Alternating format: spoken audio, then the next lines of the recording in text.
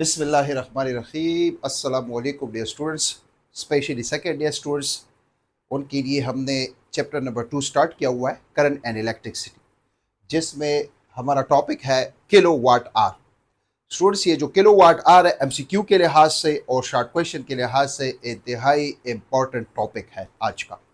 What is kilowatt hour? Kilowatt hour है क्या और 1 किलो वाट आर बराबर है किस चीज के? याद रखिए, kilowatt, what is the unit of power and kilo is a prefix. लेकिन जब वाट के साथ टाइम का यूनिट आ जाता है तो वो जो है फिर यूनिट होगा एनर्जी का। So let's start. What is kilowatt hour? लिखा हुआ है the amount of energy delivered by a power of 1 kilowatt in 1 hour is called kilowatt hour. So the amount of energy delivered by a power in kilowatt in a time duration of 1 hour is known as kilowatt hour. एक power कितनी energy deliver करता है? The energy delivered by a power of 1 kilowatt in a time duration of 1 hour, then the energy is said to be kilowatt hour. याद रखिए, kilowatt hour is the largest unit of energy. हमारे पास joule भी एक unit है जिसको SI unit of energy कहते हैं, लेकिन जो बड़ा यूनिट है एनर्जी का, वो स्टूडेंट्स हमारे पास है kilowatt hour is the largest unit of energy. याद रखिए, the commercial unit of electricity, ये जो किलोवाट आर है स्टूडेंट्स, ये कमर्शियल यूनिट है इलेक्ट्रिसिटी का। It is also called trade unit, इसको तिजारती यूनिट का नाम भी दिया गया है। सीधा एक मुल्क जब दूसरे मुल्क के साथ तिजारत करता है तो जूल यूनिट इस्तेमाल नहीं करता एनर्जी के लिए, because joule is the smallest unit of energy. तो फिर हम बड़ा यूनिट इस्तेमाल करते हैं और वो हमारे पास है kilowatt hour, which is the largest unit of energy.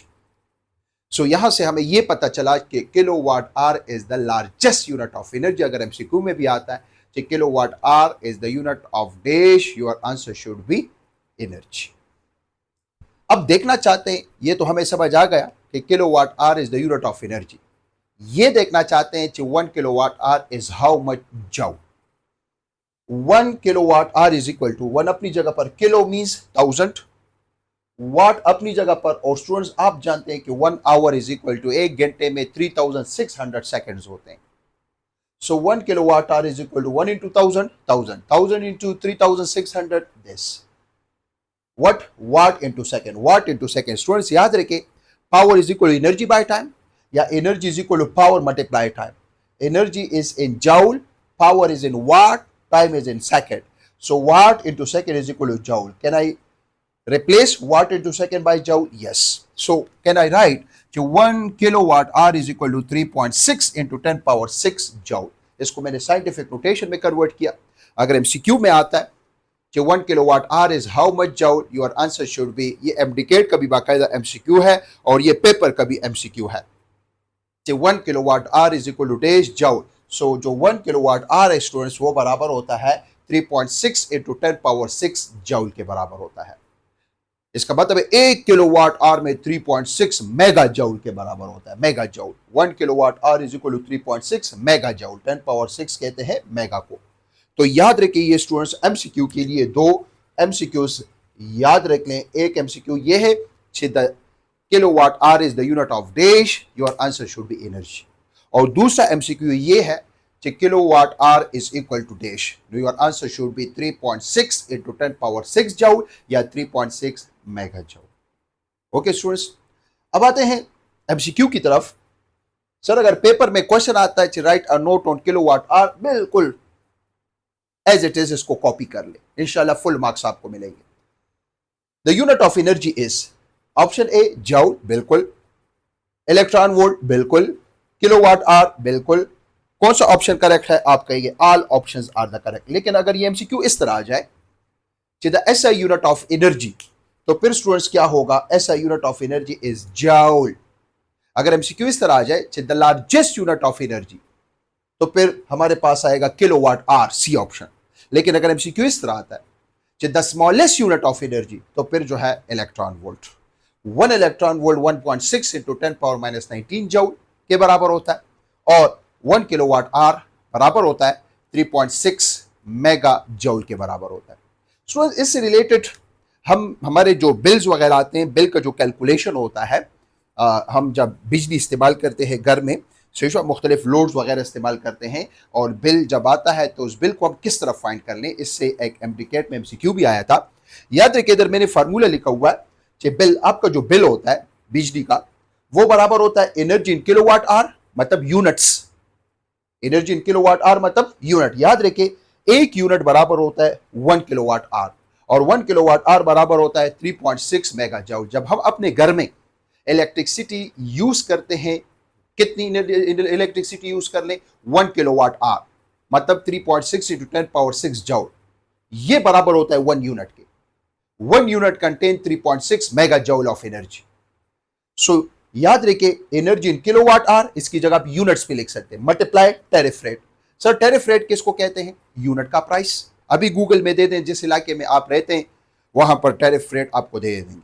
सो जब टैरिफ रेट यूनिट्स के साथ मल्टीप्लाई कर लें, यू विल गेट बिल। याद रखिए इसको इस तरह भी लिख सकता है, energy is equal to power into time, लेकिन पावर मैंने वाट में ले लिया, टाइम मैंने हावर में ले लिया, divided by 1000 multiply by tariff rate. ये एक मैथमेटिकल फार्मूला बन गया कि अगर आपको पावर इन वाट दिया जाए, टाइम इन आवर दिया जाए और टैरिफ रेट दिया जाए, सो आप अपना बिल पर डे फाइंड कर सकते हैं। फॉर एग्जांपल आपने एक एसी इंस्टॉल कर लिया, उस एसी का जो पावर है वो है 1000 वाट। कितने टाइम के लिए इस्तेमाल करते हैं, दिन में या 24 घंटों में 10 घंटों के लिए। Time is 10 hours, power of the AC is 1000, tariff rate है लेट सपोज 100 रुपए। सो 1000 के साथ कैंसिल, 10 इंटू 100,000। इसका मतलब आपका जो बिल है ये पर डे 1000 रुपए बिल हो। 30 डेज के लिए क्या हो जाएगा, 30 के साथ मल्टीप्लाई 30,000, लेकिन ये सिवाय टैक्सेस के। तो ये हमारे पास एक मैथमेटिकल फार्मूला है। बाद औक़ात आपको एनर्जी इन किलोवाट आवर दिया जाएगा, टैरिफ रेट दिया जाएगा और आपसे बिल मांगेंगे। बाद औक़ात आपको पावर इन वाट दिया जाएगा, टाइम इन आवर दिया जाएगा, टैरिफ रेट दिया जाएगा और आपसे बिल पर डे मांगा जाएगा। सो ये एक छोटा सा सिंपल सा मैथमेटिकल फार्मूला था। अब आते हैं नेक्स्ट टॉपिक की तरफ, जो कि एक इंपॉर्टेंट टॉपिक है स्टूडेंट्स। और इस टॉपिक के लिए वो स्टूडेंट जो इस लेक्चर को फर्स्ट टाइम देख रहे हैं और उन्होंने प्रीवियस लेक्चर नहीं देखा, तो वो पहले वो प्रीवियस लेक्चर देखे फिर इस टॉपिक की तरफ आए। टॉपिक हमारे पास जो है वो है maximum power output. Students maximum power output से क्या मुराद है, हम किसी भी सप्लाई से, सोर्स ऑफ ईएमएफ से, चाहे वो सेल है, बैटरी है, जनरेटर है, उससे कब और किस सिचुएशन में मैक्सिमम पावर ले सकते हैं, maximum energy per unit time ले सकते हैं। सप्लाई का काम क्या होता है, एनर्जी डिलीवर पर यूनिट टाइम। और सप्लाई से हम ये जो एनर्जी लेते हैं ये किसको देते हैं, लोड को। हमारी कोशिश होती है कि इस सप्लाई से हम maximum energy per unit time ले लें और इसको, इस लोड रजिस्टर को हम हवाला कर लें ताकि इसको इस्तेमाल कर ले, यूज कर ले यूजफुल पर्पस के लिए। सो बैटरी का काम क्या होता है, वो पावर को डिलीवर करता है, एनर्जी डिलीवर करता है पर यूनिट टाइम।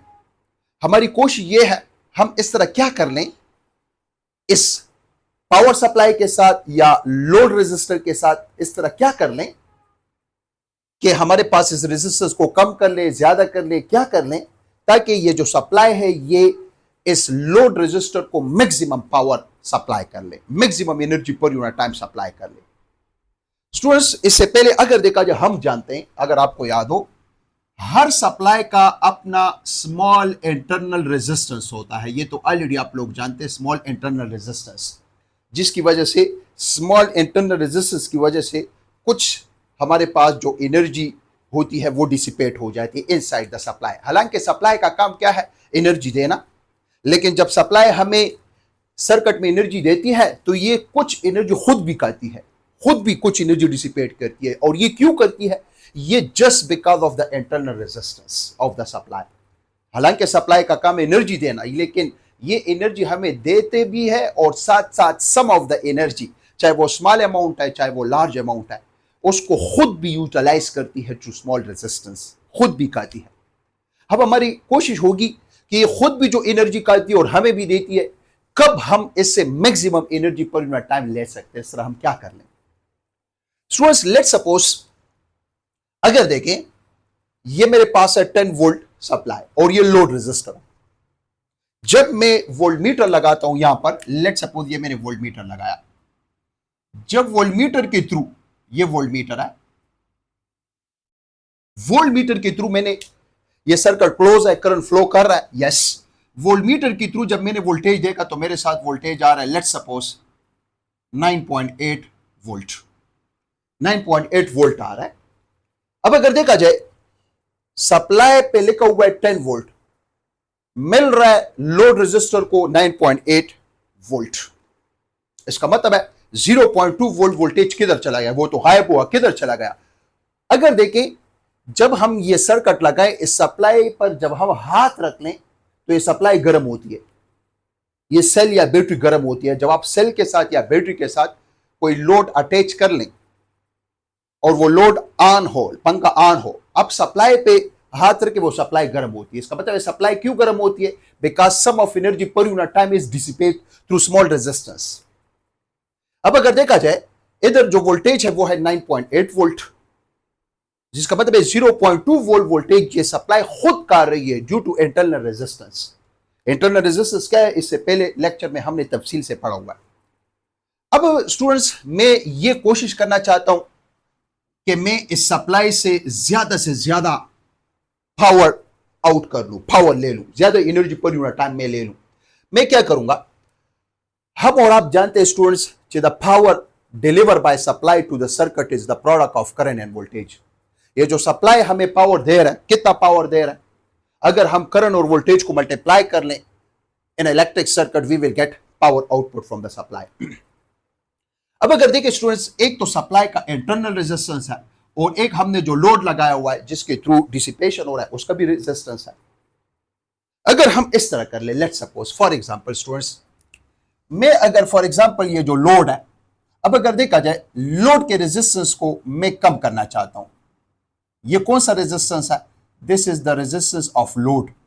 अगर इसको मैं कम करूं, लोड रेजिस्टेंस को अगर मैं कम करूं, if I reduce the load resistance, मैंने यहां पर जो लोड लगाया हुआ है अगर मैं इसको कम कर लूं तो लोड रेजिस्टेंस के कम होने से करंट फ्लो क्या हो जाएगा स्टूडेंट, वो तो ज्यादा हो जाएगा। ऑलरेडी हम जानते हैं जब आप रेजिस्टेंस को कम करते हैं तो रेजिस्टेंस को कम करने से याद रखिए जो करंट फ्लो होता है, करंट फ्लो वो सर्किट में इंक्रीज हो जाता है। और जब करंट फ्लो सर्किट में इंक्रीज हो जाता है, करंट फ्लो इंक्रीज, तो याद रखिए यहां पर भी तो स्मॉल रेजिस्टेंस है and I into small resistance is equal to what? Voltage drop inside the supply। और voltage drop inside the supply जो होता है वो हमारे पास अगर देखा जाए I into small r which is equal to voltage drop inside the supply। अगर आपने एक्सटर्नल रेजिस्टेंस को कम कर लिया so current flow in a circuit ज्यादा हो जाएगा, और जब करंट फ्लो ज्यादा हो जाएगा so voltage drop inside the supply ज्यादा हो जाएगा। जब यहां पर आप देखोगे यहां पर लेट सपोज वोल्टेज मिल रहा है, कितना वोल्टेज मिल रहा है, 8 वोल्ट। अजीब बात है, हमने लोड के रेजिस्टेंस को कम किया, करंट फ्लो सर्किट में ज्यादा हुआ। जब करंट फ्लो सर्किट में ज्यादा हुआ तो अगर देखा जाए यहां पर हमें जो लोड है उसको 8 वोल्ट मिल रहा है, इसका मतलब है कि वोल्टेज कम है। अब अगर देखा जाए यहां से इस फार्मूले से अगर देखें, पावर का फार्मूला है P is equal to IV। हमने करंट को क्या किया, ज्यादा। जब करंट को ज्यादा किया तो अगर देखा जाए वोल्टेज कम मिल रहा है, सो मैक्सिमम आउटपुट पावर नहीं हो रहा।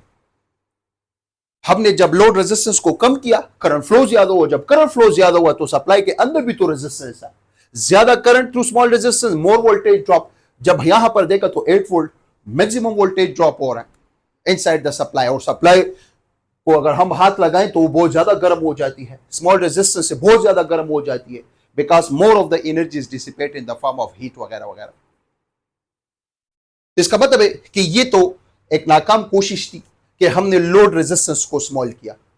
अब अगर for example let's suppose students इस तरह कर लें कि चलो हम जो लोड रेजिस्टेंस है इसको अगर हम ज्यादा कर लें, ये जो लोड रेजिस्टेंस है, रेजिस्टेंस ऑफ लोड, अगर इसको हम ज्यादा कर लें तो रेजिस्टेंस अगर हमने ज्यादा किया, लेट्स सपोज लोड रेजिस्टेंस को हमने ज्यादा किया, जब रेजिस्टेंस ज्यादा होता है तो स्टूडेंट्स याद रखिए करंट फ्लो क्या होता है, वो कम हो जाता है।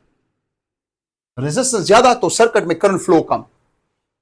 जब करंट फ्लो कम तो लेट सपोज हमने देखा करंट फ्लो कम हो जाता है।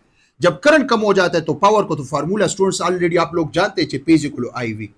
करंट कम वोल्टेज ज्यादा। जब हमने यहां पर वोल्टेज देखा, लेट सपोज यहां पर वोल्टेज है 9.9 वोल्ट, 9.9 वोल्ट।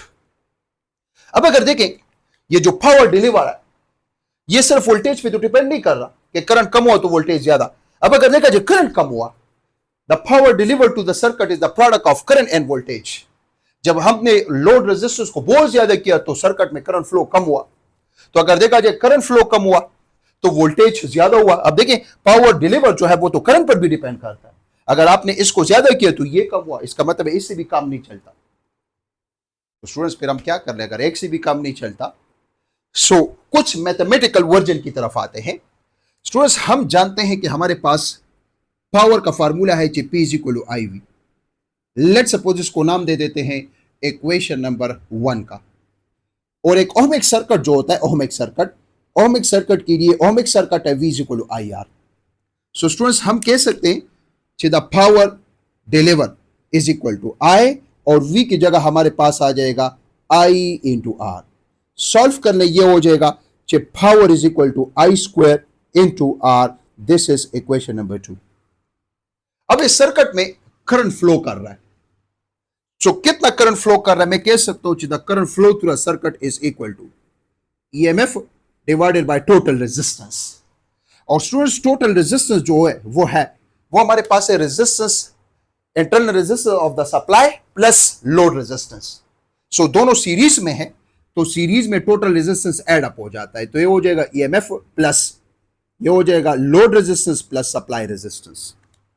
इस तरह करें कि स्टूडेंट्स ये जो हमारे पास I है power output is equal to I की जगह मैं लिख सकता हूं EMF divided by capital R plus small r whole square into R। Students ये स्क्वायर न्यूमिनेटर पर भी आ जाएगा और डिनोमिनेटर पर भी आ जाएगा। So maximum output power is equal to ये हो जाएगा EMF square divided by R divided by R plus small r का होल स्क्वायर।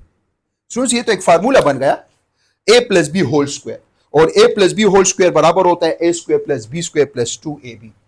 ये जो मैक्सिमम आउटपुट पावर है ये हो जाएगा EMF का स्क्वायर डिवाइडेड बाय R, और ये हो जाएगा कैपिटल R का स्क्वायर प्लस स्मॉल r का square plus 2 capital R into small r। Just formula मैंने लगाया कि a square plus b square plus 2ab।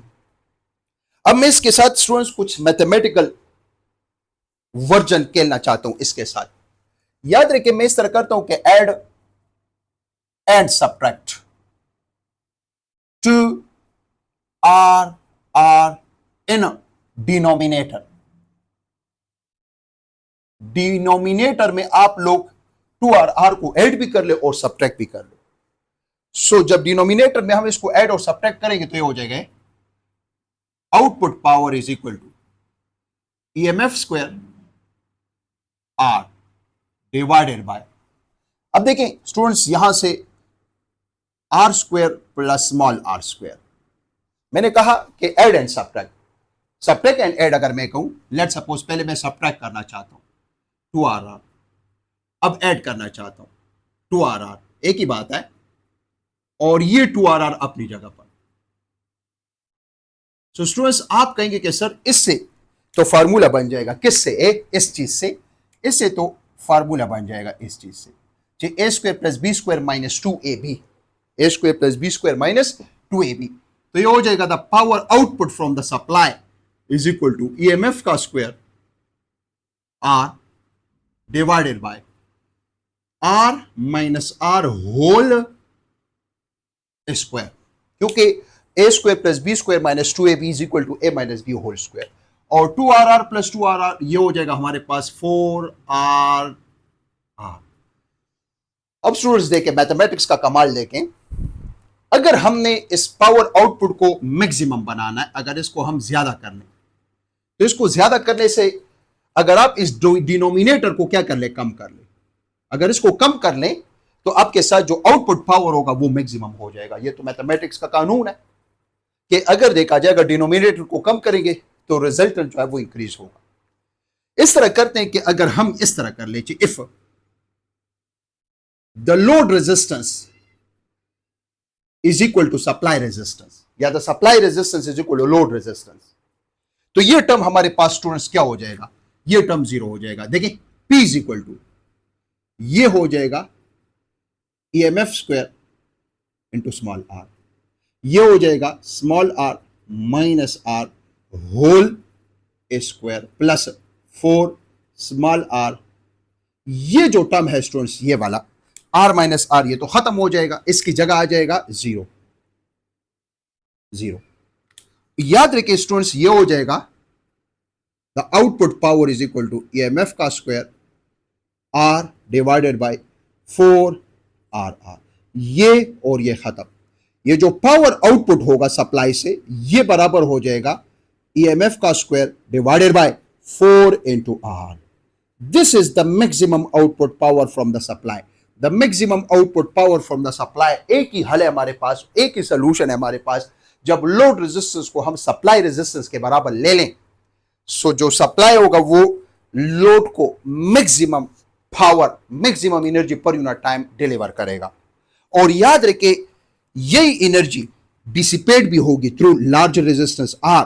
No power dissipation जो होगा वो भी मैक्सिमम होगा, और वो होगा EMF का स्क्वायर डिवाइडेड बाय 4 और स्मॉल आर के बजाय कैपिटल आर। सो अगर आपसे याद रखिए, ये MDCAT में भी ये टॉपिक है और इंतहाई इंपॉर्टेंट टॉपिक है कि आप किसी सप्लाई से कब मैक्सिमम पावर ले सकते हैं। सही हुआ, the maximum power taken from the supply when the load resistance become equal to the internal resistance of the supply.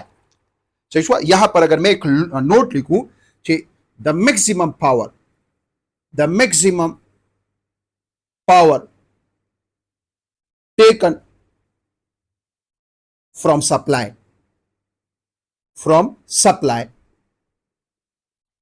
कब, when जब क्या हो जाए, जब load resistance become equal to the internal resistance of the supply. When the load resistance become equal to the internal resistance of the supply, so supply will give more energy per unit time and the load will dissipate more energy per unit time. तो students, ये topic हम AC circuit में भी दोबारा पढ़ेंगे। सही है, यहां पर आप इसको समझने की कोशिश कर लें।